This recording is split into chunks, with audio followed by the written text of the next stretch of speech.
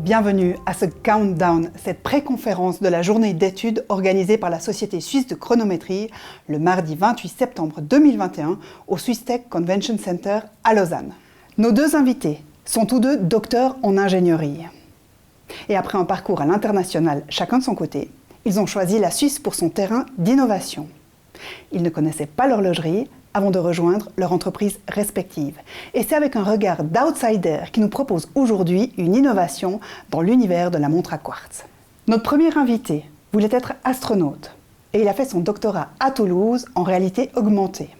Il travaille d'abord dans le spatial, dans les plans de vol pour satellites et les chaînes de traitement de données, puis à Paris, dans les logiciels de conception 3D.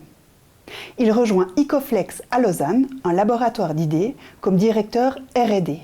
Il fédère une équipe avec plein de projets horlogers et c'est avec des étoiles plein les yeux qu'il nous dit qu'il adore où il est. Notre deuxième invité a étudié à Karlsruhe, puis il est allé aux États-Unis, au CERN et c'est à Lausanne qu'il a fait son doctorat en microélectrodes implantables. Il est au bénéfice d'une expérience de plus de 20 ans dans les projets technologiques et le management d'innovation, avec un background en électronique et microtechnique. Il est le directeur technique de Ronda, une société suisse et internationale de plus de 1300 employés active dans la fabrication de mouvements à quartz. C'est ensemble et avec leurs équipes respectives qu'ils ont porté le projet Indépendance qui propose une montre à quartz avec un cadran analogique et énergie photovoltaïque embarquée dans la couronne. C'est ce projet que nous vous proposons de découvrir aujourd'hui avec nos deux invités. Bienvenue Evan Mossier et Stéphane Metz. Evan Mossier, pourriez-vous nous donner un aperçu de votre projet ? Alors le projet Indépendance a démarré il y a 3 ans environ, avec comme idée de donner à la montre à quartz un caractère intemporel. Un des axes qu'on a investigué, c'était l'énergie. Donc la montre à quartz aujourd'hui, elle nécessite un retour en atelier tous les 2 à 5 ans pour changer la pile. Et ça détruit un peu l'expérience. Et puis ça nécessite un travail supplémentaire, un coût supplémentaire. Bien sûr, sur le marché aujourd'hui, il y a des montres avec des cellules photovoltaïques sur cadran ou des captages d'énergie cinétique. Et la particularité de Ronda, c'est qu'il est un fabricant de mouvements et pas de montre, donc il ne peut pas influencer l'identité visuelle d'une montre, et il ne veut pas influencer en posant des systèmes à l'extérieur de la montre. Donc on a monté une petite équipe à Icoflex d'ingénieurs électroniques, microtechniques. On a été assisté par Ronda avec son savoir-faire énorme d'industrialisation et puis sa proximité avec les clients. On a été aidé aussi par la société VM Conseil qui connaît très bien le milieu de l'horlogerie. Et puis le résultat aujourd'hui, c'est une cellule photovoltaïque très petite, intégrée directement dans la couronne et qui alimente le mouvement quartz de Ronda. Donc si je comprends bien, une montre à quartz photovoltaïque, certains pourraient dire « mais ça existe déjà ». En quoi est-ce que votre projet est différent ? Alors ça existe déjà, il y a des montres aujourd'hui sur le marché avec des cadrans qui portent des cellules photovoltaïques. La nouveauté vient du fait que Ronda fabrique un mouvement qui va être complètement intégré à l'intérieur. Donc faire du photovoltaïque alors qu'on est caché de la lumière à l'intérieur ne fonctionne pas. D'où la nouveauté du projet de faire vraiment la cellule, le captage et le stockage de l'énergie entièrement dans le mouvement, qui suffit après de l'intégrer dans une montre quartz. Stéphane Metz, quelle est votre vision du marché du mouvement de quartz ? Je pense qu'aujourd'hui, le monde des montres à quartz a souffert pas mal à cause de la pandémie. Et bien sûr, il y a la place pour les montres à quartz, mais je pense que nous avons besoin d'un peu d'innovation sur des mouvements à quartz avec des fonctions supplémentaires et ajouter une valeur supplémentaire pour les clients finaux. Alors on a bien compris qu'on embarquait la cellule photovoltaïque dans la couronne. Maintenant, qu'est-ce qui se passe si on la recouvre avec nos habits ou qu'on porte la montre à droite ? Alors déjà sur la couronne, dans la main gauche, c'est l'endroit qui risque le moins d'être couvert. Mais effectivement, on peut être vraiment l'hiver et tout est couvert, on peut aussi la porter dans la main droite.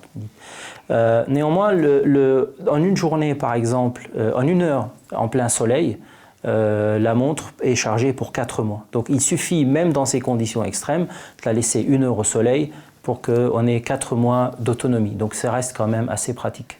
Evan Mossier, quels ont été les critères de sélection et d'évaluation? Alors, il fallait bien sûr pouvoir s'intégrer complètement dans le mouvement. Ronda aussi fournit ses montres à des clients divers. Et donc, il fallait pouvoir proposer idéalement ce système, ce mouvement à tous les clients existants. Donc, il y a aussi il faut que ça soit aussi joli à la fin, que ça ait un impact minimal par rapport à l'identité visuelle de la montre, et puis qu'on puisse l'industrialiser aussi facilement. Et que ça aussi, finalement, englobe un certain nombre de technologies existantes, prouvées aussi, qui facilitent son industrialisation. Et je pense en plus que c'était nécessaire pour Ronda de voir une module indépendant qui peut s'ajouter à des mouvements existants. Donc, principalement, on peut équiper les portefeuilles existants avec cette fonctionnalité. Une approche modulaire, finalement, oui. du captage. Puis, ce qui nous intéresse aussi, c'est votre réflexion là autour. Quelles sont les solutions que vous avez et pourquoi vous avez opté pour le photovoltaïque? Alors, on a investigué énormément de solutions. Par exemple, il y a des solutions cinétiques qui utilisent des engrenages pour adapter le mouvement, transformer le mouvement du porteur de la montre en énergie. C'est des systèmes assez complexes quand même. Bien sûr que les horlogers maîtrisent parce qu'ils les font déjà dans d'autres types de montres, mais pour une montre à quartz, c'est trop compliqué à industrialiser. On a aussi regardé des technologies thermoélectriques. On a regardé également des technologies un peu plus exotiques de captage d'énergie.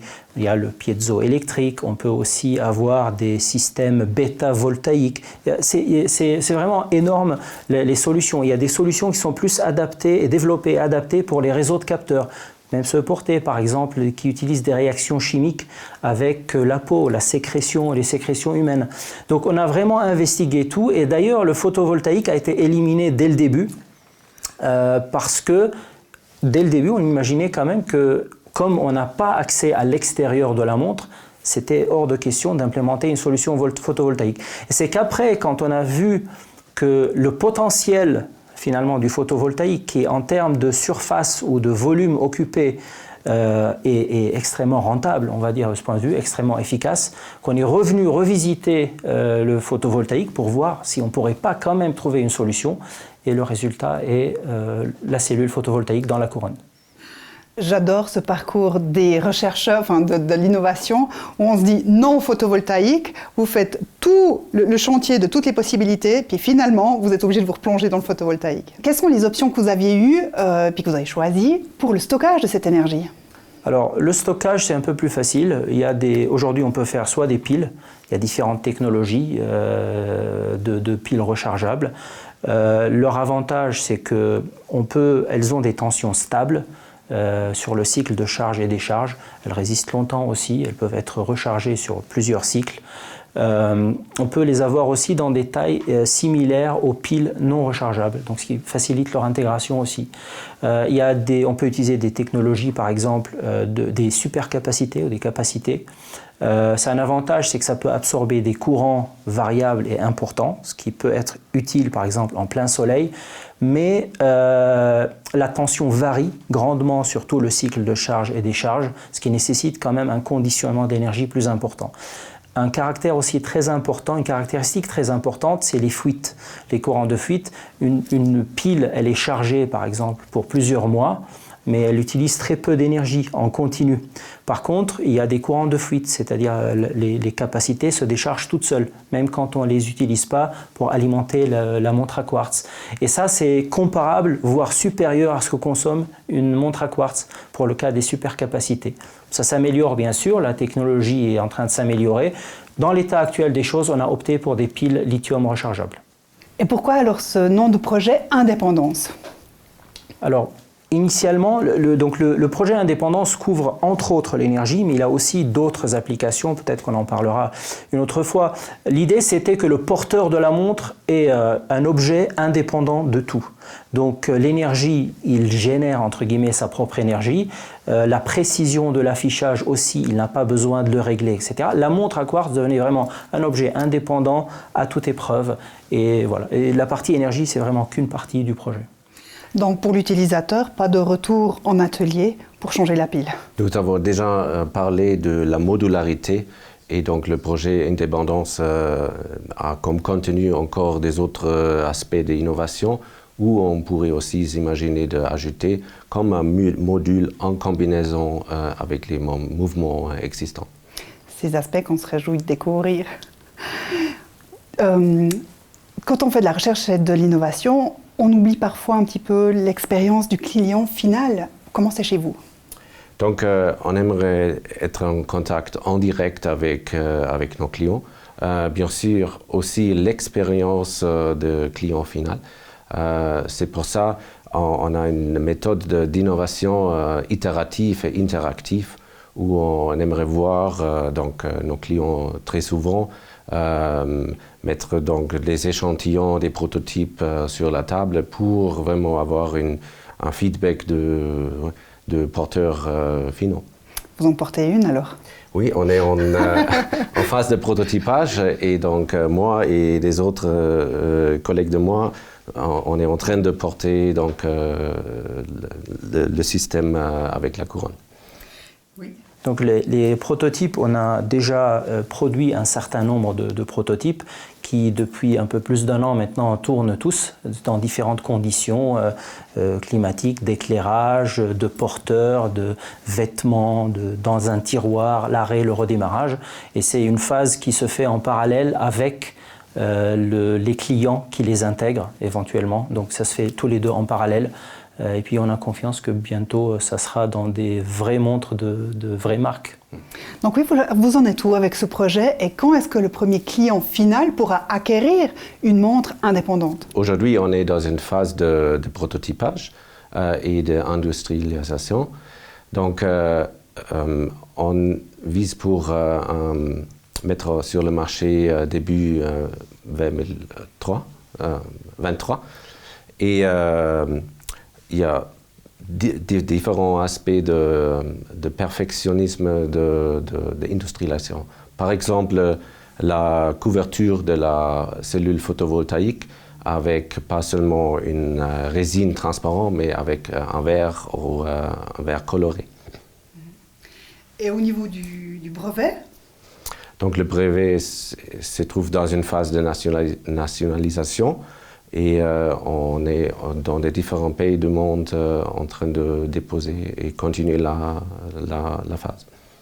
Donc, pour rajouter par rapport à la couverture de la cellule photovoltaïque dans la couronne, dans la première itération, on a choisi une résine. Il est très important en fait d'un point de vue pour maximiser l'énergie reçue par la cellule photovoltaïque, de choisir une résine non seulement chimiquement compatible avec la cellule pour ne pas la dégrader, mais aussi qui ait des propriétés optiques qui maximisent l'énergie, donc la lumière reçue.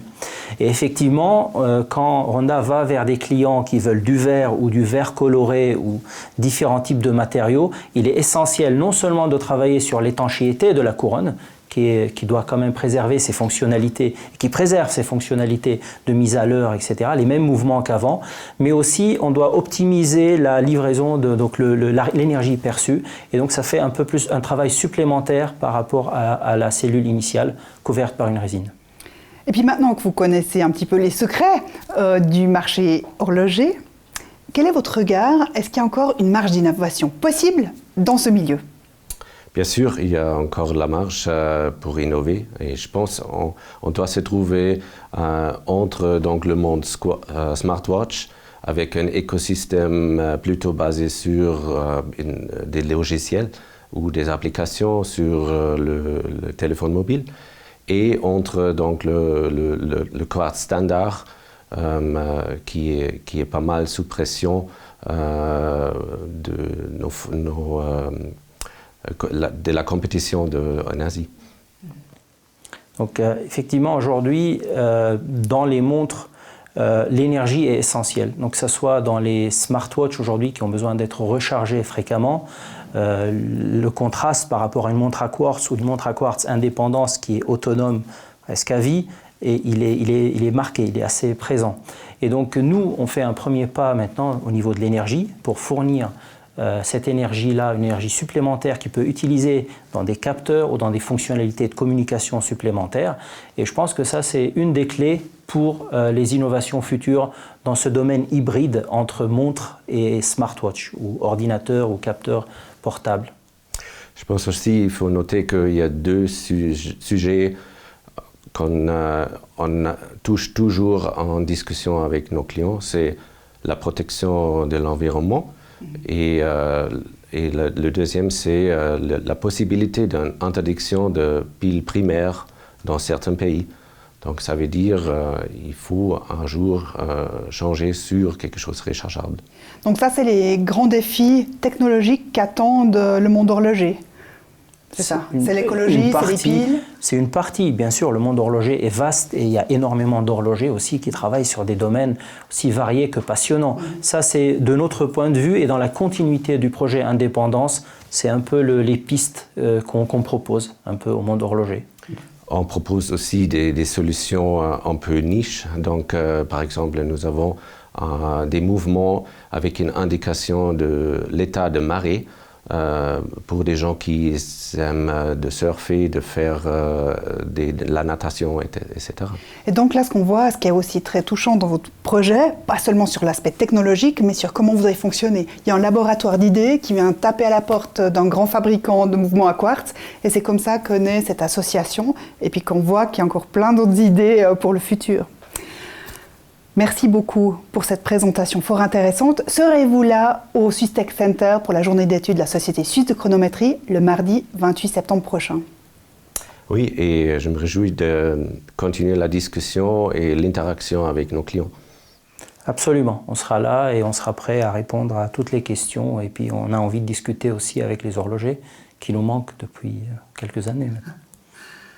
Alors, bienvenue mardi 28 septembre 2021 au Swiss Tech Center de Lausanne pour la journée d'études organisée par la Société suisse de chronométrie. Vous pourrez être là en présentiel ou en streaming et dans les deux cas, vous pourrez interagir avec tous nos intervenants. Cette journée se veut passionnante, inspirante et ce sera le premier rendez-vous après des mois, voire années, où on a dû se voir par écran interposé pour se retrouver tous ensemble. Bienvenue et à tout bientôt.